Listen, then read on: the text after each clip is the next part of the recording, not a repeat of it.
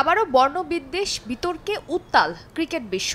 দক্ষিণ আফ্রিকা দীর্ঘদিন বর্ণ বৈষম্যের বিরুদ্ধে লড়াই করলেও এবারের জাতীয় ক্রিকেট স্কোয়াডে সেই আচরণ খুঁজে পেয়েছেন অনেকেই। আসন্ন টি-20 বিশ্বকাপে দক্ষিণ আফ্রিকা দলে কৃষ্ণাঙ্গ ক্রিকেটের সংখ্যা মাত্র একজন। বোর্ডের এমন সিদ্ধান্তে বর্ণবিদ্বেষের অভিযোগ উঠেছে দক্ষিণ আফ্রিকা ক্রিকেটে।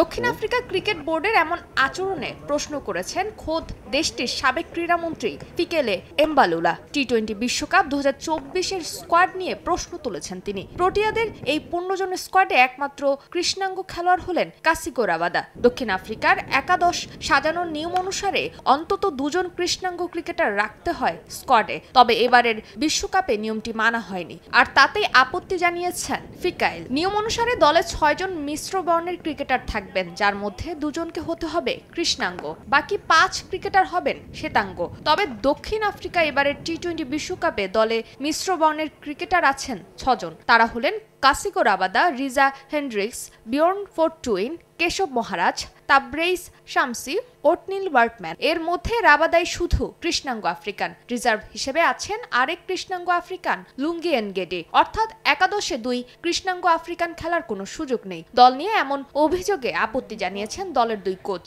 বিশ্বকাপ স্কোয়াডে বর্ণ বৈষম্যের অভিযোগ অস্বীকার করেছেন রব ওয়াল্টার।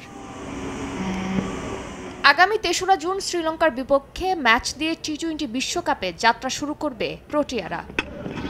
ফারজানা জাহান প্রিয়া, সময় সংবাদ।